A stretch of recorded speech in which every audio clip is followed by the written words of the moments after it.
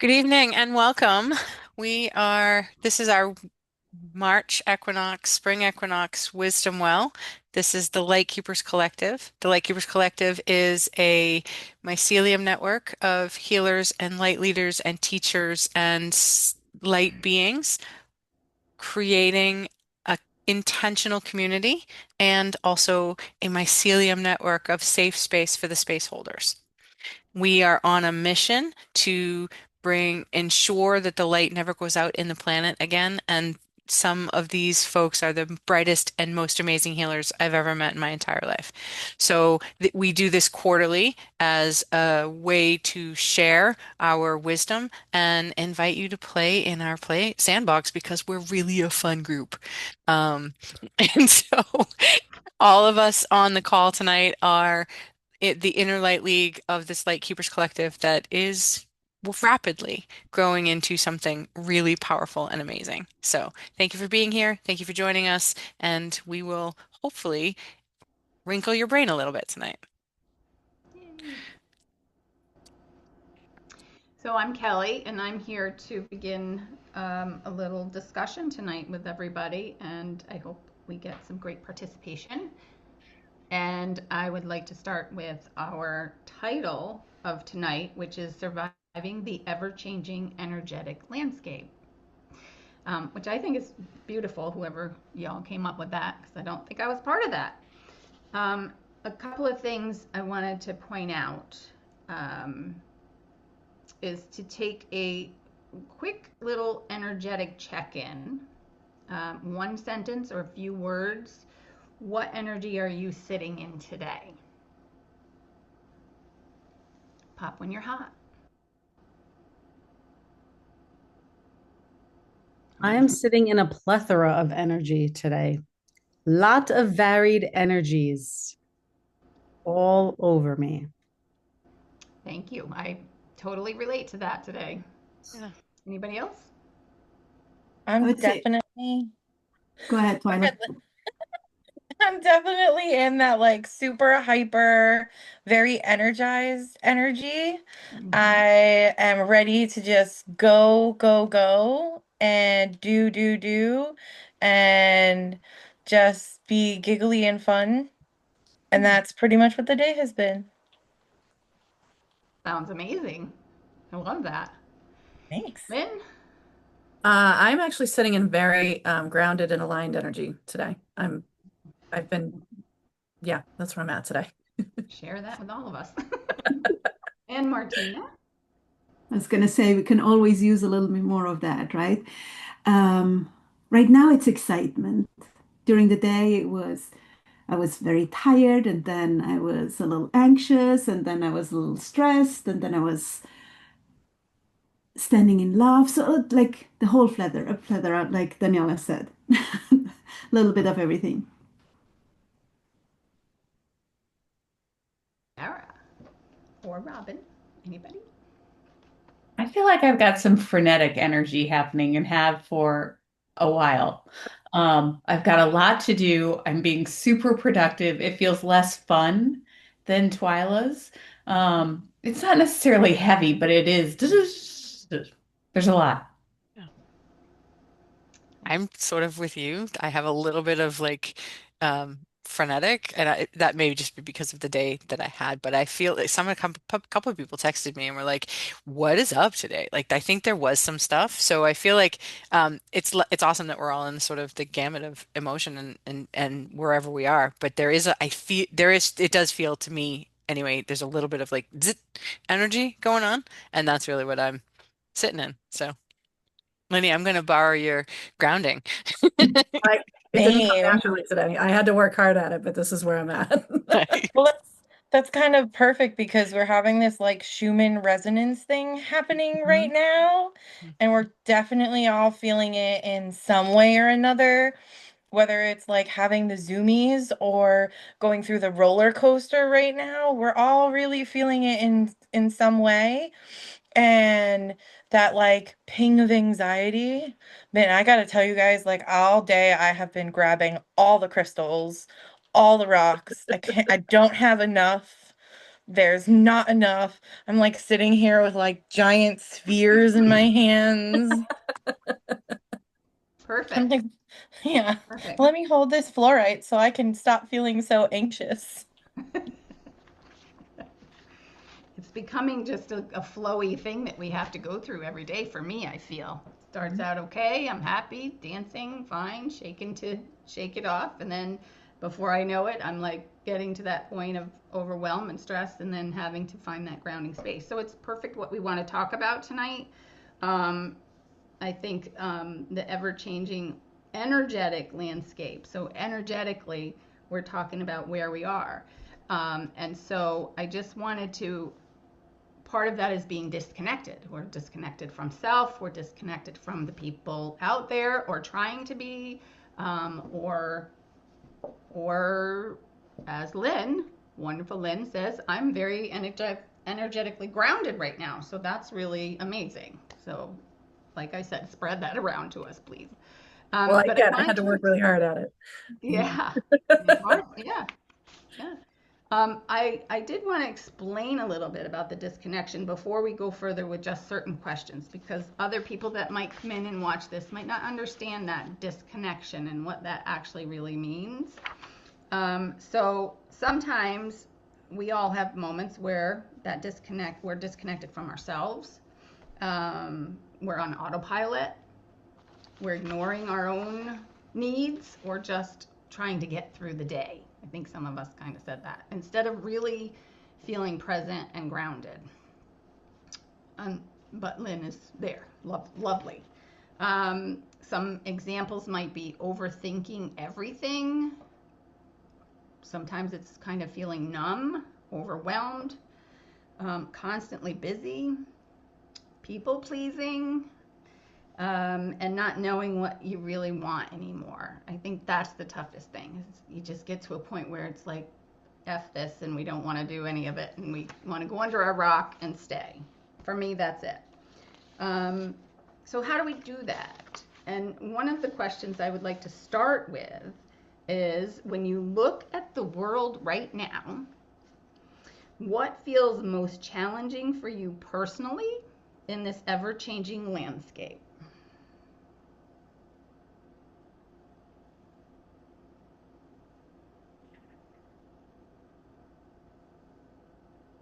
Can I answer this one first? Um, I've had this past week, if I look out at the world, and you said when we look out at the world, I was like, do we have to? Um, but this past week especially, there's been things that hit me so hard that it took my breath away. There've been things that have like made my like insides like go, I like what? And I've really had to work very hard to bring myself back to center, to bring myself back to this peaceful place. I had to do a lot of what I like my normal spiritual practices, Ho'oponopono and the method, and like stop arguing with reality of like, this shouldn't be happening.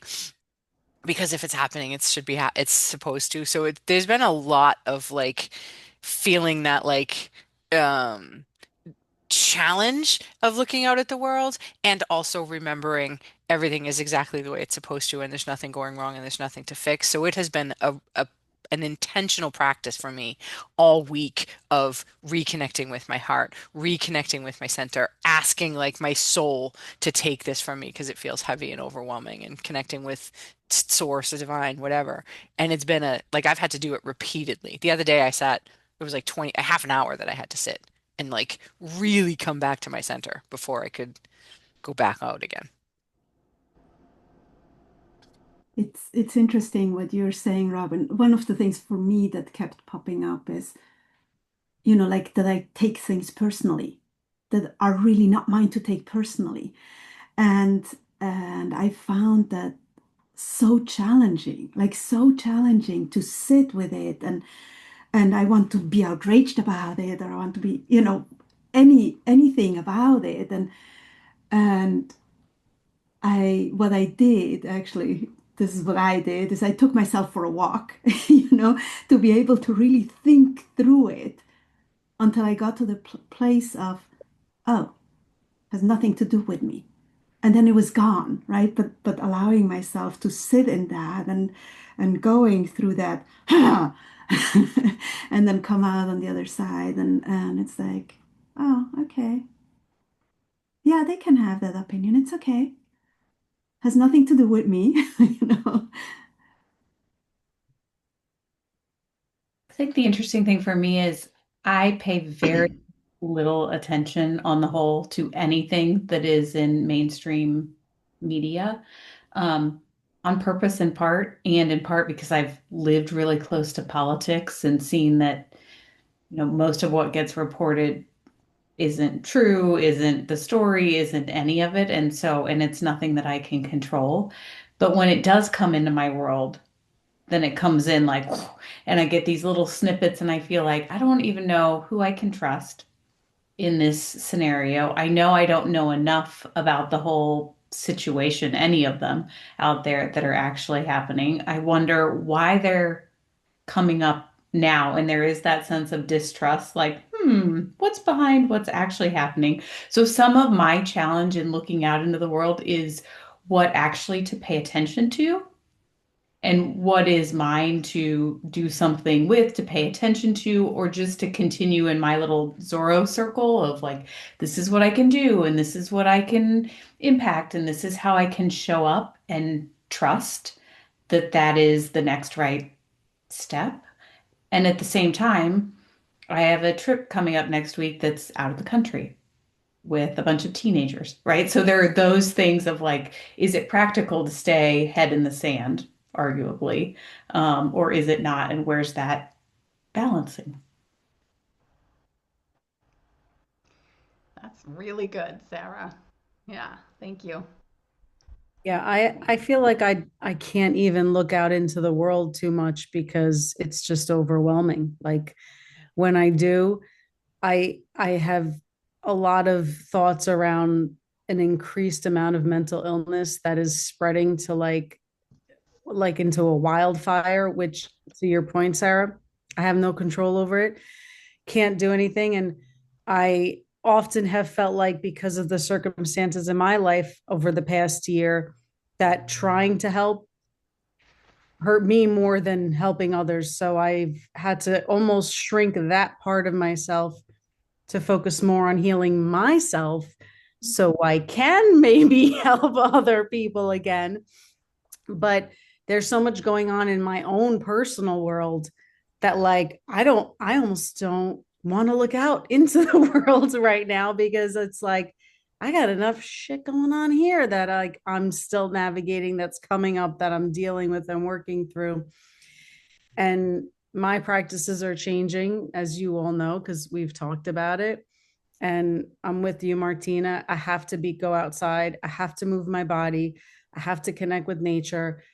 Even, the horses when I can, my cats, as silly as it sounds, snuggling the cats sometimes is just enough to be in that moment of purity and love and furriness and softness and snuggles. And like that helps me. But also, I don't remember who said it, just acknowledging and recognizing what is not mine anymore because I do take on. And because I'm such a fighter and I want to help, and when I hear people struggling, especially people I live with, my innate nature is how do we fix it? How do I solve the problem? How do I help you? And sometimes to my own detriment. So being able to put myself first, have those healthy boundaries, understand what's mine, release it when it's coming through.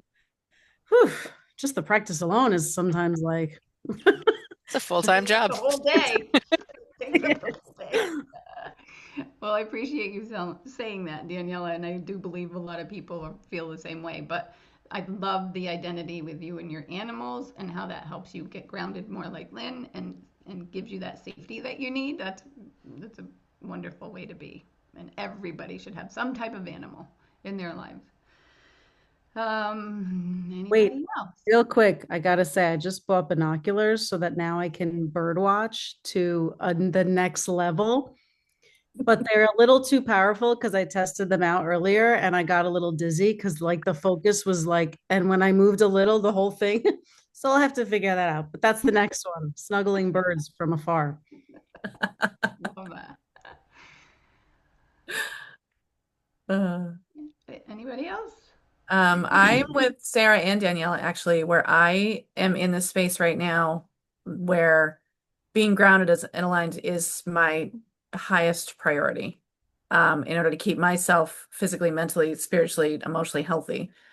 So a lot of times looking out into the world really messes with that. So I try to be judicious about what I'm paying attention to and what I'm not, and where my energy is going and where it's not. Um, because I'm still learning the practice, like Daniela was saying, about making sure that I'm staying centered and staying aligned. And right now, with the collective energy being what it is and being so sensitive that we're all sensitive to it and it being a little out of control, it's not hard at all to get knocked off center. Even if I don't watch the news, I can step into Target and be like, what is happening?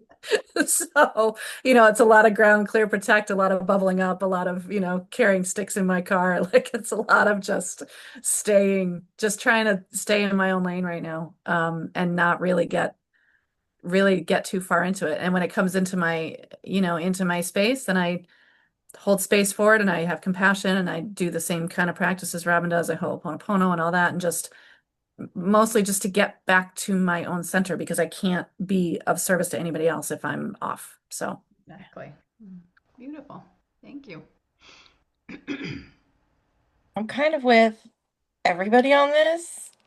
I've been finding that a lot of it is, I learned a long time ago that I can't be in a space of that mainstream media and I learned that a long time ago that I kind of have to march to my own drum.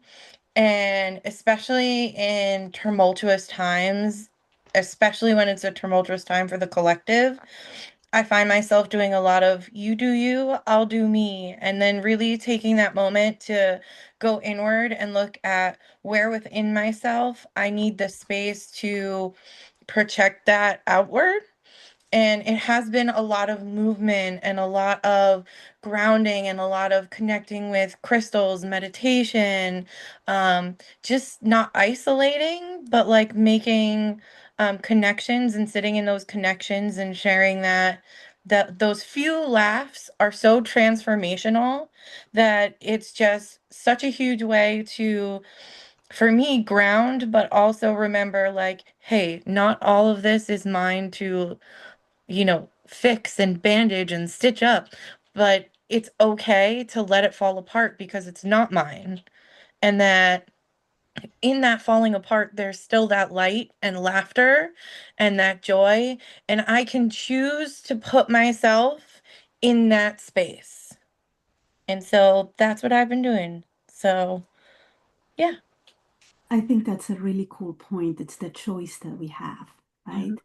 It Yeah. always comes down to that choice that we have with what we do and where we put our energy and uh, I like to say that we're very lazy with our minds, that we just let ourselves be carried wherever, and rather than saying, no, this is not, this is where I'm going to put my energy. mhm. Yeah. I I think go ahead, I Robin. I listened to a podcast or I read something somewhere. I don't remember. I absorb a lot, but like at some point I was reading something that said like, you know, as if we were in a tribal society or something, like we wouldn't necessarily be responsible for the entire world. We would be responsible for our 100 people, our tribe, our nuclear, e- e- ex whatever. So we could be spiritual advisors. We could hold the energy for, let's say, 100 people, or at the most, 150 people, right? But we're not actually meant to hold space for the whole world. And I have to remind myself of that periodically, that like I don't have to carry the whole world on my shoulders. Nice. Yeah. It's a great reminder for everybody because I know everybody in this room has a tendency to do that, right? At Yeah. times. I think we're learning to step back a little bit and take care of our own selves, but a lot of times I feel like each and every one of us tends to work that way towards that. Um, I I love let that we're me going just into this. Go ahead, sorry, Martina. Kelly. There's one more thing. I remember this is almost 30 years ago. Somebody, a healer, told me that the news are actually that the place that shows you where you need to send your love to, Yes, exactly. Yes. right? Exactly. Exactly. When it hits you, that's yours to clear. That's why I do the whole point. Exactly. You clear it from you, take it out of the world. And whatever it hits, it's yours. Yeah. I also feel like we forget that we can choose happiness, Yes. right? Like I have a plate that I look at every day before I walk out of my room and it says, "Today I choose happiness." And so sometimes happiness is a flow and it comes to you, and sometimes it doesn't. And that's okay. But in that moment that it's not readily available, you can make the choice to choose happiness. And that's something that I think people, especially in today's day and age, forget that in all of this chaos and all of this, anxiety and hardship and this constant energy flux, it's okay to not be in a state of happiness flow, but that you can choose that for yourself. And what an empowering moment that is. Mhm. And we heard in our weekly channeling that Twyla did, that the light has already won. Yes. And so there's some solace in that. And Robin, maybe you want to talk for a minute about the equinox and the yin and the yang and the still point, the light and the dark. Yeah. Can we do that, Kelly? We good with that time? Sure. All right.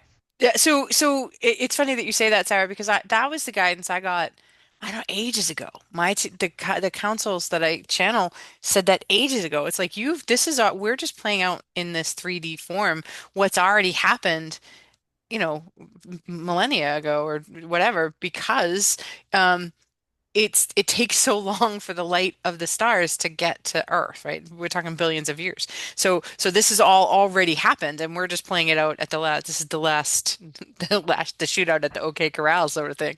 But what we're entering into right now is this time of equinox, which is the time of balance. It's the time of the Earth's sort of still point, and the light and the dark, the shadows and the light, the energy, it's all at its balanced point. What we need to remember, if we look at the cyclical nature of the planet and and we are all cyclical beings, but so if we remember that the entire wheel is always in balance, and sometimes it's lighter and sometimes it's darker, but the entire wheel is always in balance. So if we think of a yin and yang, the yin and yang are always in balance with each other, but the actual shape of the yin and the yang is sometimes that yin space is huge, but sometimes that yin space is really small. It's got that little tail on the end of it, but the yang space is bigger, and there's a little bit more darkness, and so that the shape of that yin and yang is the wheel of the year. But at the equinox, it's at it they're at its peak. They're both powerful. Neither one is more powerful than the other. And then as we move through the rest of the year, we'll get towards the solstice, and the solstice is with, the longest day, lightest, the light, but as soon as we hit the solstice, now we're immediately going backwards to the dark side of the year again. And if we remember that as cyclical beings, the earth does it, the earth shows us how to move through these places. Every season, it shows us that. And that's a really powerful reminder for me to remember that even if it feels dark, it's just a matter of waiting for the wheel to turn again. I love that we're talking about this because I had such a fight with what to wear to this meeting today. And now I know why. Because it is my yin and yang dancing skeletons. Exactly. It's like you knew without knowing. Hmm. I had changed like 3 times. Spirit works in mysterious ways, guys. God, man, we can't script this stuff. We should just stop trying. We should just stop Mhm, trying and pretend we know what we're doing and just like let them take over. mhm. The other thing about the yin and the yang is that where one color is the biggest, there's a there's a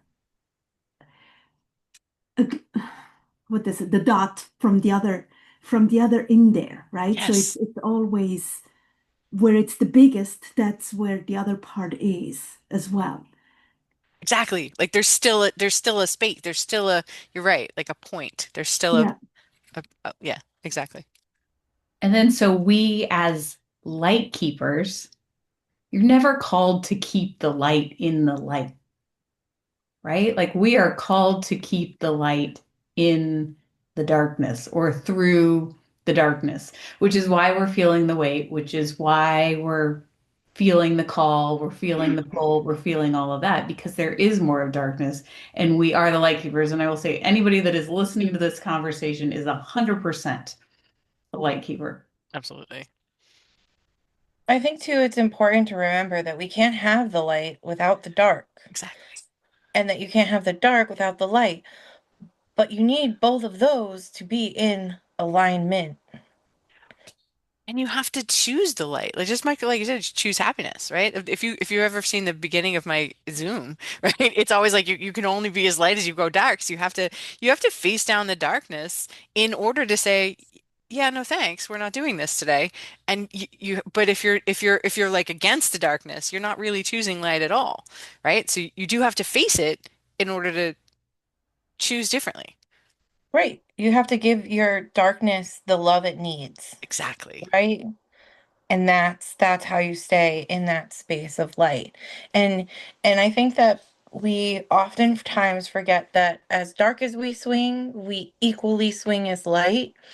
And in that space, it's okay. That's okay. It's that's the love, right?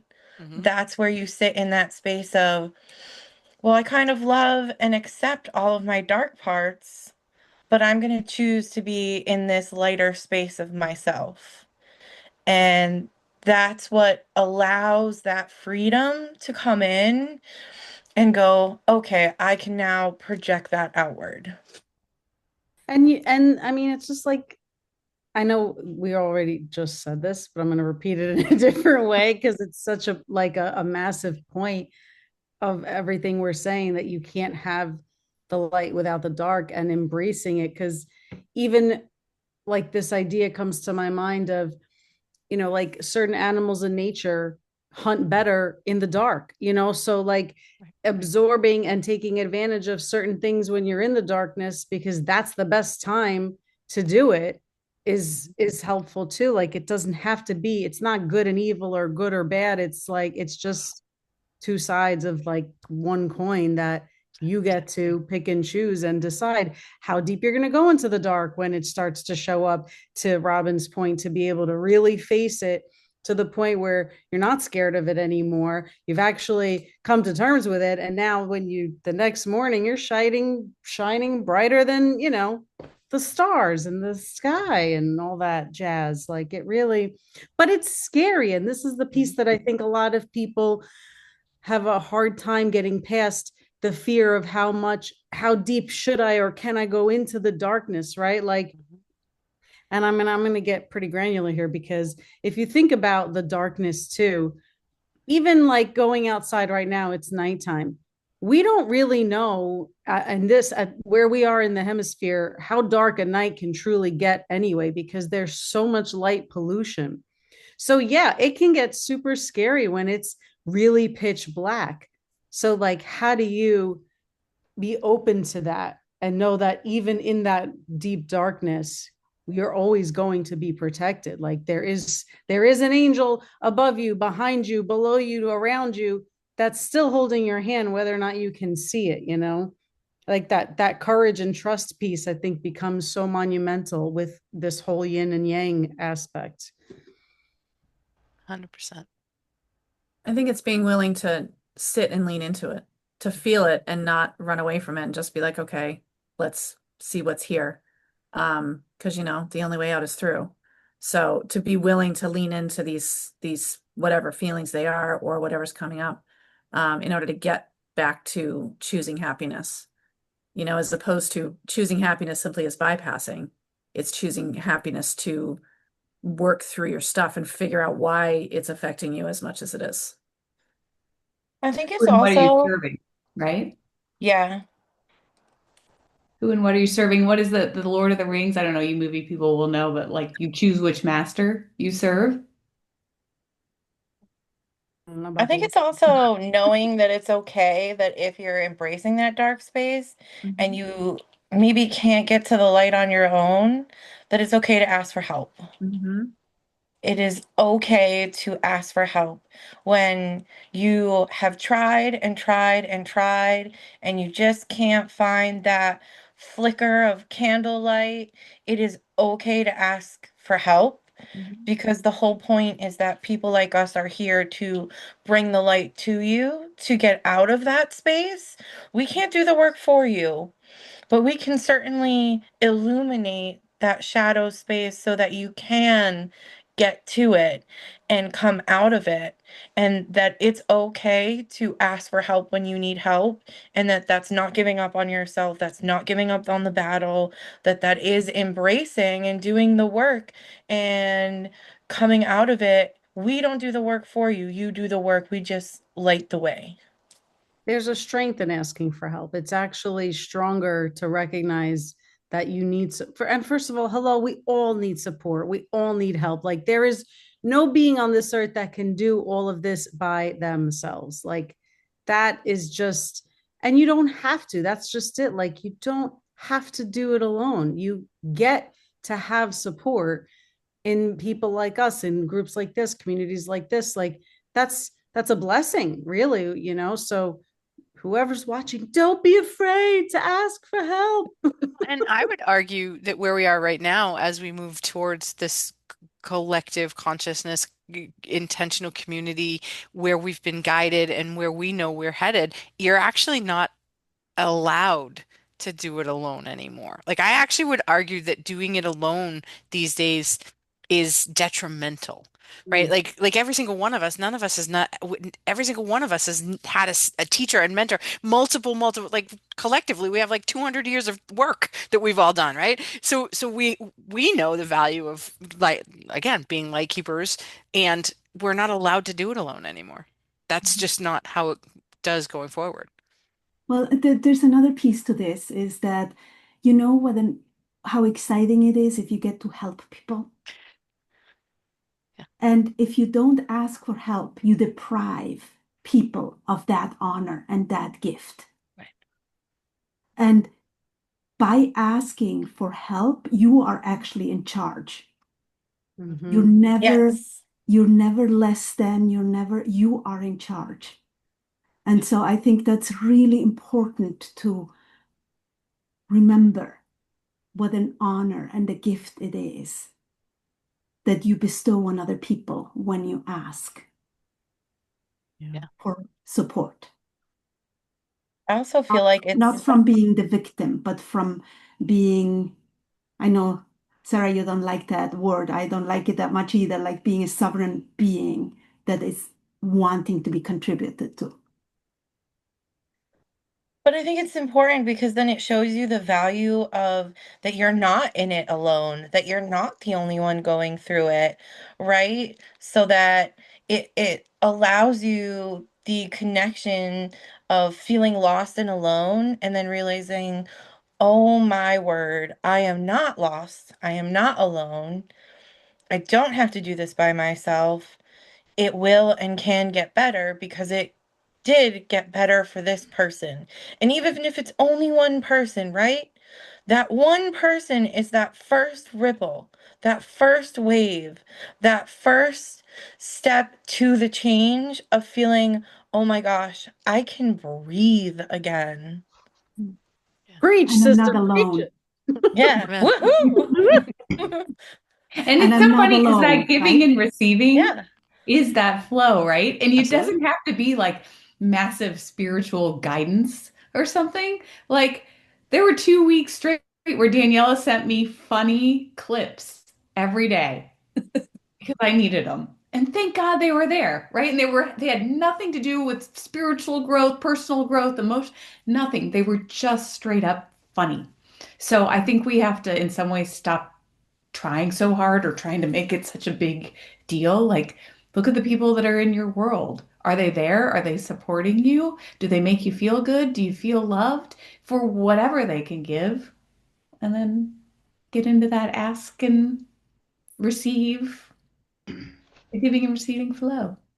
So I'd like to pose a question to all of you because this is all easy for us kind of in a sort of way right now, right? We've all been practicing this. So kind of remember back to when you started wondering and questioning what my life is like right now and where am I feeling disconnected. Like again, it goes back to the new people that are coming in that really want to deep dive. They know internally something is just not right, and there's got to be more, right?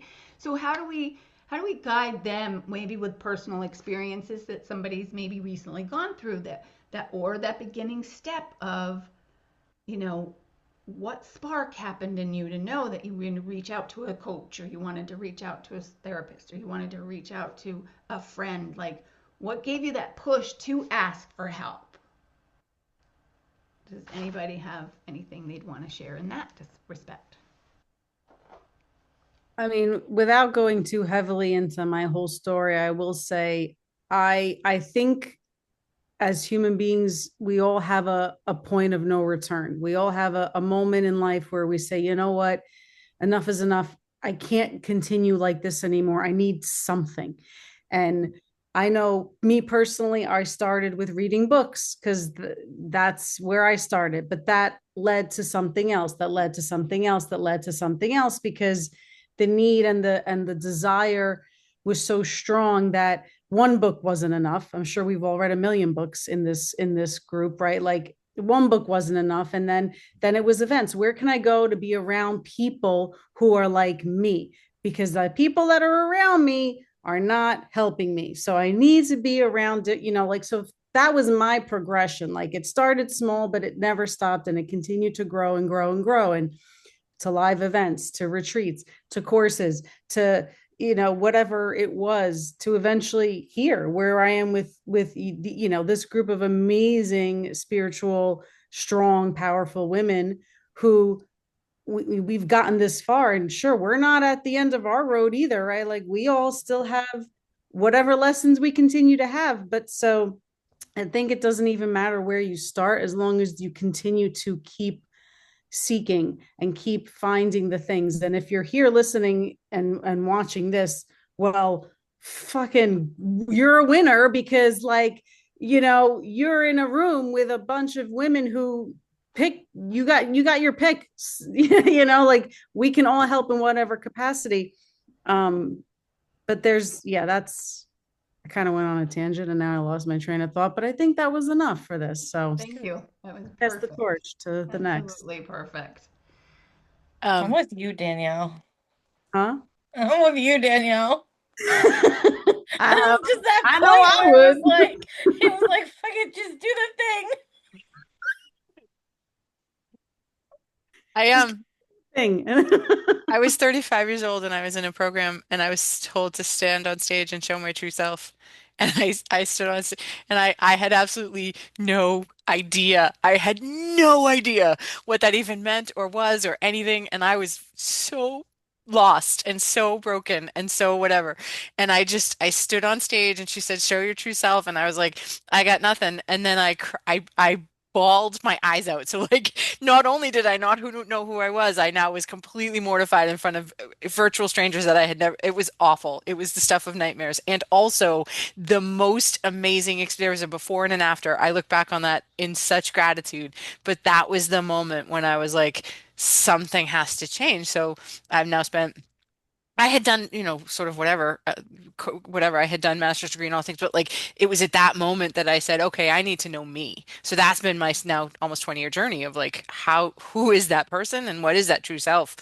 And you're right, it was books and teachers and coaches, whatever, but like it started in that moment when I lost my mind on stage. And my coach, my teacher at the time said, okay, give me all this doubt, give me all this fear, and now just like let them see you this vulnerable. And that it was life changing, but it's a very specific moment for me.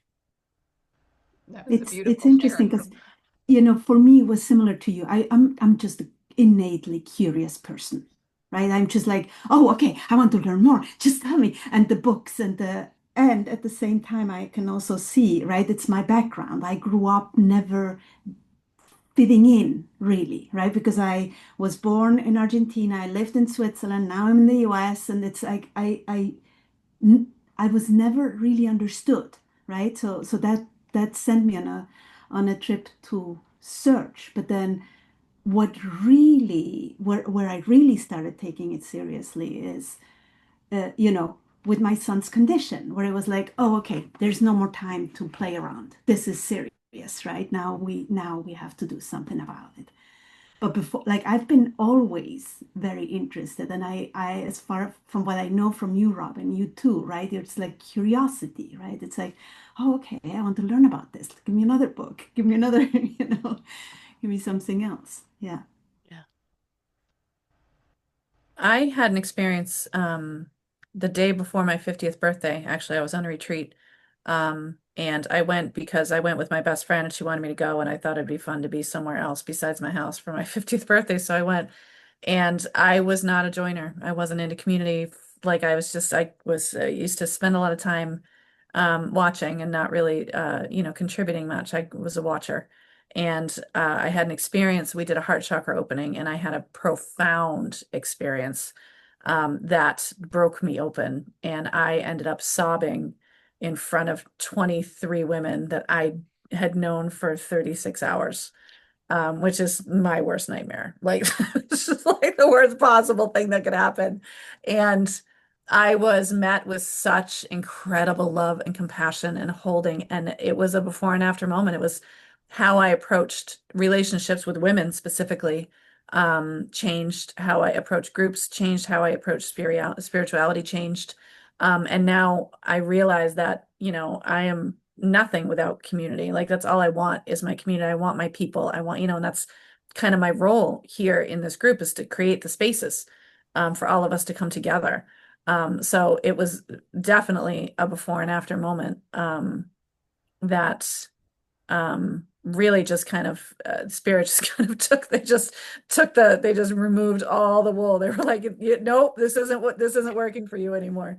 So that tends to happen with me where things have to happen viscerally because I don't listen. So they have to hit me upside the head with a 2x4. I'm right there with you, Lynn. I mean, I had the prophetic dreams growing up and, read some of the books. I read Many Lives, Many Masters as like a middle schooler or something, right? So it was always in the back of my mind. And then I think I got farther and farther and farther from it as I got more and more into corporate America and raising kids and all of those things. And eventually the universe was like, no, no, you're not listening, and basically kicked me off the cliff into this dark night of the soul or dark night of the ego or both. Um, and once I kind of got my feet back on me, which was frankly pretty quick because I was like, I will not be a victim. I will not, right? Like I was going to muscle my way through it. Um, and I still have that Like you tendency do. at times. Still learning. But I feel like one of the best things I did in that was I really started to just follow my heart. So I talked to people that were interesting. I read books that I thought were interesting. I attended groups. And from the outside world, there was no real rhyme or reason to what I was doing in this like super windy path. And yet I was like, oh, this gets me excited. Oh, I didn't even realize this. I forgot that I love this. And it has led me through various communities, through various experiences, all sorts of things, but to here. And never once have I regretted any of it. I've learned a lot of lessons along the way. Um, but I feel like it's that follow your heart and use your discernment piece. Do what feels really good to you, and that whatever doesn't feel heavy. If it feels heavy, it's not yours to do. Exactly. Well, What about you, Kelly? what about me? I forgot the question already.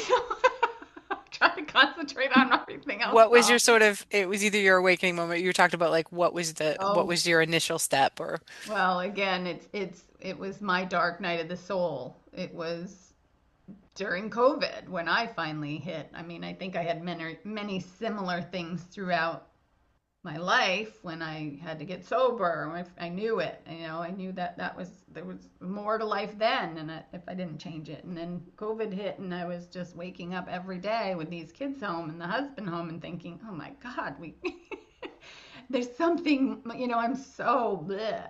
So through wonderful people, I started with a coach after I went through mine was like, I had to. If I didn't, I wouldn't be here right now. If I hadn't gone and taken whatever little noise was in my head that said, okay, you got more to do, or just keep pushing, or ask some more questions, or find this space, I probably wouldn't be here right now, because I listened to whatever was there telling me, you know, heart centered, go, keep trying, find this, find that. And I literally was, of course, AI and our wonderful Google found all these things in some ways for me to get to.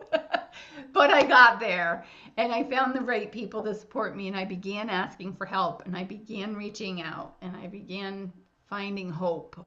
The hope was the biggest thing that, yeah, this is not okay for me, and I do have more to do, and I do want to be here helping others, because so many people got me there and helped me. So I think, it is, if you really look back at the steps, and they say you got to hit bottom before, you got to go through the dark before the light, that kind of thing. And it's something I never really understood. I never really thought about before it actually kind of happened in multiple occasions, right? But the big one was finally like the Big Bang Theory. I mean, he knocked me over the head, and it was time to follow my heart, which was beautiful. I'm so grateful that I found all of you and many others in this journey. So thanks for letting me share. So I think that's kind of like one of the questions I after listening to all of this is about our vulnerability and our trust, and how can we support each other in leading from the heart rather fear or defensiveness? Because I know myself this week has kind of had some of that, getting a little out of my body and not being able to process the emotional part, not really being able to feeling attacked, feeling like so in my aspect of that, that's not a feel good thing for me, right? That's not the light in me. That's not where I want to be. So what are steps that you all maybe can share that would help other people be able to step out of that? I mean, we've talked a little bit about it, but that's really one of the most difficult things, is the difference between fear and hope, and fear and stepping into, like, just taking that leap, like, you know, take the leap and the net will appear kind of thing. Like, how do we do that? How would you all say that's when you've been hit with For something? me, it's about community. It's finding your community. It's finding your tribe, and having more than one tribe, and just find a group of people, or for my place, in my instance, women, but um, a place where you can land, a place where you can just show up and be like, hey, I'm not okay, and here's why. And even if I'm being ridiculous, even if I know that it's my own story, and I know that it's, consciously I know the problem, but subconsciously, the critic is telling her stories. Just having one person, a group of people, whatever, just being willing to seek that out. And that's the first step, I think, is for me, was being willing to show up vulnerable, and being willing to, and finding and attracting your tribe, and just having people that you can have these conversations with, um, that don't think you're crazy and are willing to to offer you the support that you need. Maybe a little tough love, maybe a little whatever it takes. But just a safe space that you can, that you can be vulnerable, and ask for the help, because like we can't do it alone. We're not supposed to do it alone. We can't do it alone. So you got to find your people. Nice. Anyone else?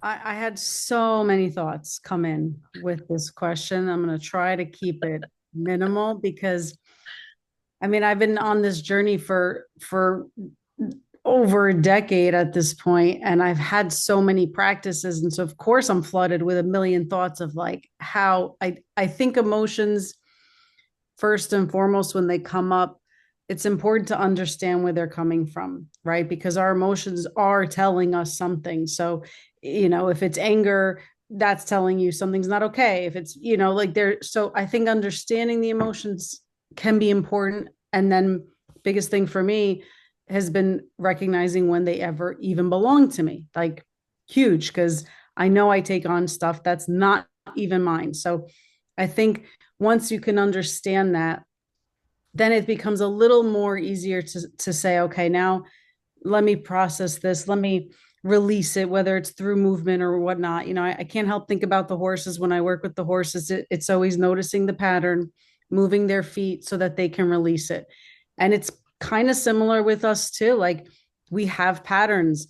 So do we notice what the pattern is? Can we interrupt it? Can we release it through movement in our bodies, whether it's somatic movements, walking, jogging, there's all these yogic exercises you could do to help release, and just breathing and being in nature. I mean, there's so many ways and so many things you can do, honestly. And I think it will come down to individually what works for some may not work for others and all that. And it does come back to what Lynn just said, having the support to help even navigate that, because it's easier for me to help anyone in this room sometimes than it is to help myself. So having that community is definitely a huge piece of that. And having someone like me to send you comedic videos because you have to laugh. I We want have some to of laugh those. all the time. If you're gonna look back and laugh, you may as well laugh now. Right. Exactly. All our emotions, they live in our bodies, right? And our body is only going to go as far as our mind goes, and our mind is only going to go as far as our body goes. So it is both. It is sitting down and exploring your emotional landscape, but it is also like moving your body so it can move out. um there was something else I wanted to say and now it's gone again. Oh yeah, one big one for me is that I'm not alone and that it's normal, right? I'm not like everybody's experiencing it. It's not, I'm not singled out in this one. And the moment I can get that, I can relax, right? I can just, and that will make it easier for me also to reach out. As Lynn said, I have those people that I can call and I can tell them, hey, I just need to let it out. Can you listen? Right? Because often it's just like letting it out.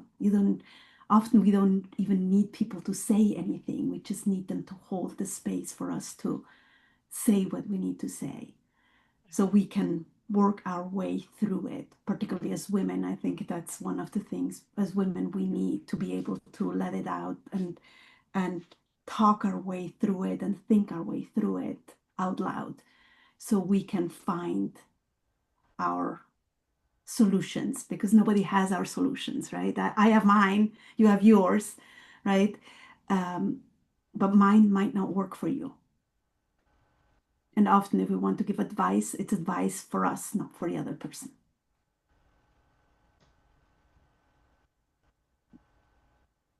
Anybody else want to talk on that subject? I like to like energy is emotion, right? Energy, emotion. I like to let it flow through totally, but I also like to sit with my little the part of me that's scared is probably not 51-year-old Robin. It is probably 6-year-old Robin or 8-year-old Robin or some little part of me, right? So I sit with that little part of me and I'm like, hey, I know you're scared.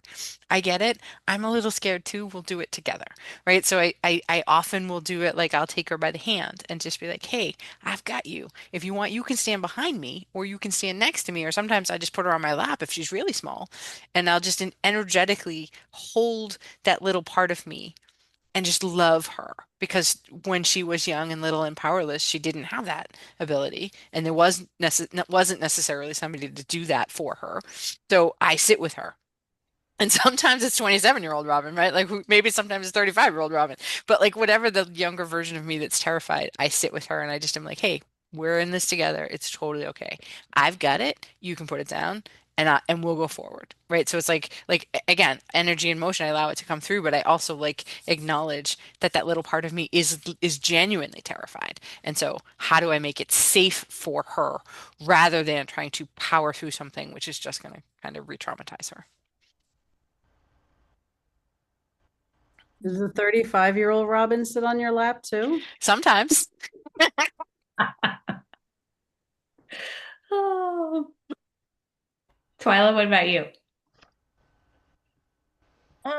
For me, it's a lot through community, and having the people remind me of the tools that I already have in my arsenal. Because when sometimes we are in that space, right, we forget all of the tools we already have. We forget all of the options that are within our reach, right? So for me, a lot of times it's reaching out in spaces like this, um, to my coven, to my husband, and having them remind me of those tools and allowing them, allowing myself to have a pause and then using my tools. But also, I think for me, a large part of things is checking in with my spirit team. That's a big part for me because they are kind of here sometimes to hold our hands. When we're in that space, it's not about telling us what to do or how to do it or how to get from point A to point B. It's about giving us the love and connection and the leadership that we need in that moment to get through it. So I do check in a lot with that. Mhm. And I also want to, while I'm talking, if it's okay with everybody, rewind to the last previous question of um, how did we know coming into this space? You know, I don't know. I know somebody needs to hear this, so I'm just gonna say it. For me, I knew I was different, like Martina, and I was awake when I was little, and I had all of these knowings, and I heard spirit, and I felt spirit, and I knew things, and I saw things, and my family made me feel crazy, and I simply believed them. And that made me feel lost and scared and not wanted. And so I kind of forced myself to fit into this idea of what I was supposed to be. And the biggest transformation or coming into that space of healing and understanding was when I was well into my marriage in my late 20s. One day I took my last 20 bucks when I wasn't working. I was in the darkest space I had ever been. And I went to a mediumship class and met people like the people that are here. So if you are in that space and don't know what to do, jump in. Take the chance. It's not taking a chance on the people here, it's taking a chance on yourself that you will be able to find what you need to get out of everything and feel whole and unlost and like you can come into yourself and have that aha epiphany moment. So take the time to do so so that you can, in this respect, when things are so hard and so tough and you feel lost and unwanted or broken, you can be reminded that you have community that can help you find those tools. And that's all I'm going to say because Amen. they said I had to. So, yeah. They were right. Amen. They were right. Yeah. And yes to all of that. And a big piece that I hear from all of us is number one, community, and number two, it is what it is, right? Like light, dark, fear, sadness, grief, joy, elation, right? Like it is energy, and that is the raw life force, right? Like that is the chi. And as Robin says, say yes to it all, right? Like Don't judge it, say yes to it all. And I have found that when we say yes to it all, then that is when you change it. That's when you transmute it. That's when it alchemizes into the juice, right? Into this sacred fire, the light, the grace, all of that. And that's where the goodness is. So say yes. That's a Absolutely. yes, right? Yeah, say yes. Yes. Someone is gonna have a life raft for you. Yes. Absolutely. That which is the whole point of this Lightkeepers, right? That the whole Yeah. point is that every single person out there needs a life raft, and there's nine of us. We certainly aren't enough, so we actually need people to come be life rafts with us. That's also the whole point. Is we are growing this intentional community where all the parts are welcome, and we're holding the light, so that we just keep inviting people onto a life raft. Yay. So we're going to keep Yay! hanging out. Come hang out with us. Exactly. Ah. Woohoo! One of my quotes that I have literally, so I see it every day in the kitchen is, do I choose myself and my happiness, or do I sit in what has always been comfortably uncomfortable? Mhm. Yes. Right? And for me, this reminder every day helps me kind of step into that fear, step into that vulnerability, all right, that really makes me think like, wow, that's kind of, that's the vulnerability and the fear right there, just really saying, okay, the next step is, what's the next step? And stepping over that line and getting unfucking comfortable with whatever it brings up in here, and to really find our next step in our life. Because if I didn't do this, man, I would have missed out on so much love and light from all of you and all the other people I've met through these beautiful connections, and classes that I've taken, and I can't get enough. I'm like Martina, now I'm really curious, and now I just want to keep going. And if anybody gets in my way, it's like a football. I'm like running through to the goal line now, not going to stop. So that was something that was really helpful for me. Nice. So I'm not sure. We got about 5 minutes, 10 minutes. What do we got? Probably five. Yeah. Five. So let's just see. Where else do we want to go? I think we've touched, the one thing I thought about when you were all talking was we didn't really touch on the I am. Maybe some people are really strict against religious stuff or this or that, and it's, I think for me, okay. Um, AA was a big part of me finding a little bit of my God, right? I was raised Irish Catholic. I was there. I was moving forward in whatever I was having to do because of what my parents taught me to do or made me do with whatever. But there was always a disconnect, right? There was not something I didn't feel there. But that identity of, I always did ask God for help or my higher power for help. And then I came into AA, and AA brought me there too. It's like, where is that? Bringing yourself back to that peace in your, whether it's a rock, I don't care who it is out there that you think might have created this universe, but finding the not alone, right? We're not alone. So having that knowing or that peace for me is a huge part of the daily meditations or that stuff too, to bring us back home to who we were born as, kind of. So I don't know if anybody wants to talk on that. If we just, I'd love to hear some ideas. Did I make myself clear on that? Okay.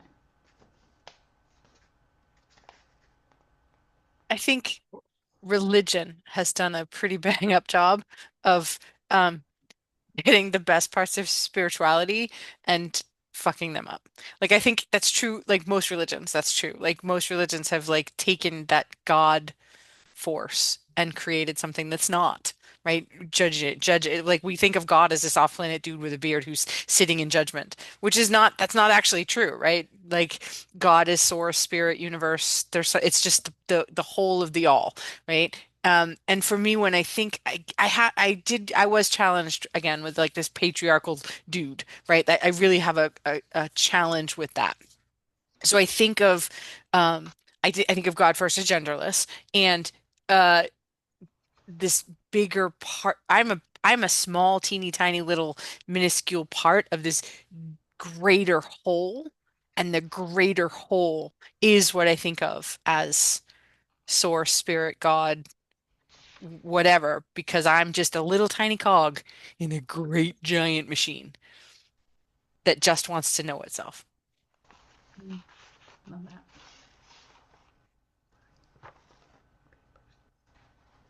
Yeah, I mean, I grew up going to Catholic church. Sorry, I can't. I'm not, I Say it. didn't, I never felt connected to it then, and certainly not as an adult. And the more spiritual work and things that I've done, and I've been drawn much more to Buddhism than any religion. That and the Tao, like, are the two things that if I was going to say I was into any ideology, I think those two are probably my top two. And nature, just following nature. I feel like everything we need to know is shown to us through nature. So those are my three religions. I'm with you, Danielle. I understand in my Twyla way that um, all religion is a human interpretation of religion.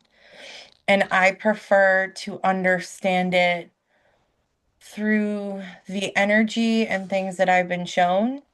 And that's a conversation for another time because I have a very, very different interpretation of these things than I think most people do. Um, and so what I will say is that I understand that I am a piece of a larger energy that is experiencing this existence through experience. And I realize that now that doesn't mean I believe in the universe and all of that and energy, but I've understood over time that it is simply better to understand it as I understand and interpret it than putting labels or humanism into it. So that's my weird answer. I don't think that's weird. I thought it was absolutely amazing.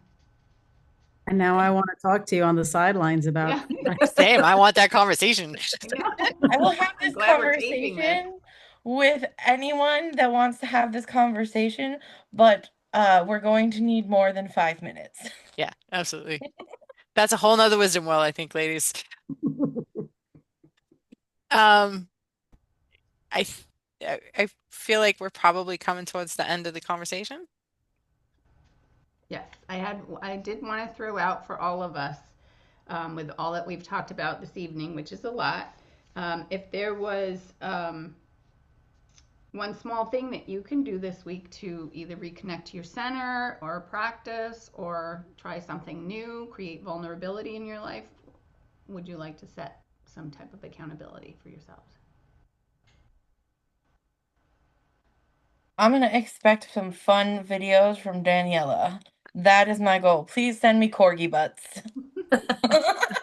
careful what you ask for. My sense of humor is a little wacky. I'm So ready. well, I'm getting into the, like I said, my binoculars. That's something for me. I feel like connecting with the birds deeper, Mhm. spying on them is my way. So that's going to be what I'll be doing.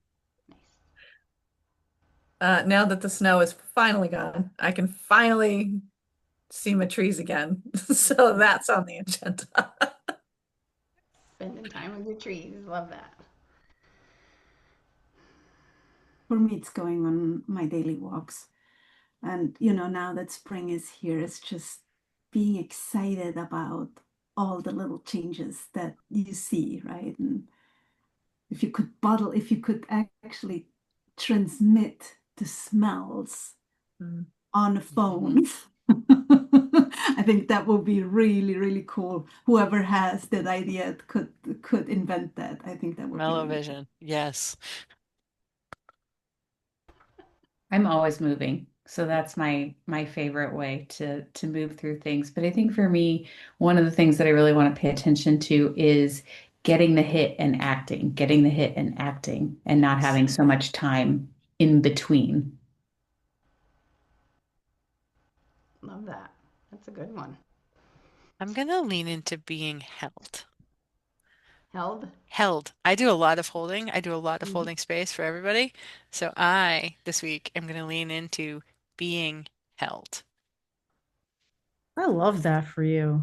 Thank How you. can we support you in that, Robin? You can Yeah. all give me hugs. You can all check in with me and just be like, "Hey, I love you," and give me like, yeah, that would be awesome, actually. So, for me, it is again now getting back outside that I can start to see and smell and be part of this beautiful world that we live in all around here. Um, but I've been getting a lot of really great, like old movies from a couple of my clients this week. They like, you've got to watch this, and they're comedies and they're fun. So I think I'm going to take some time for myself and spend some time watching these kind of old, fun movies. And nothing like these series that you get losing all your time with. Just something really that connects me to wonderful friends. So that's where I'm at. And I guess we're finished with this wonderful conversation that we had. It flowed beautiful. And I think you might have something to say, Robin or Twyla, to finish us up. Well, yeah, I just want to thank, first of all, I love you all with my entire being. You know this, and I love that we're all on this journey together. So thank you for literally making my dream come true and coming to play in my playground. So this has been spectacular. And for everybody who's been watching, thank you for spending time with us this evening or whenever you watch it, or if it's a clip or whatever. Um, this is what we do. We get together and we have these incredible, amazing spiritual conversations. So we would love, really, really, really love to invite you to join us. There's a million ways that you can do that. You can check our website. We have events that happen all the time. Very quickly, we will be having a membership where you can come and have these kinds of conversations all the time. And we'll have, there'll be classes and there'll be workshops and all kinds of things. We have a once a month, we do a magical kitchen where literally nourishment and food for your soul. In March, it'll be March 22nd, and our Martina is leading that. So she's going to talk about imposter syndrome and really why fit in when you're meant to stand out. So join us for that. All of that will be down below wherever the things are, wherever your dialogue is. We'll get all your information. But come play in our play sandbox because again, there's 9 of us, and the world needs your light so desperately that let us help you shine it brilliantly and beautifully because we fly better, faster, longer together. So thank you, thank you, thank you, thank you, and tune in June when we do another one.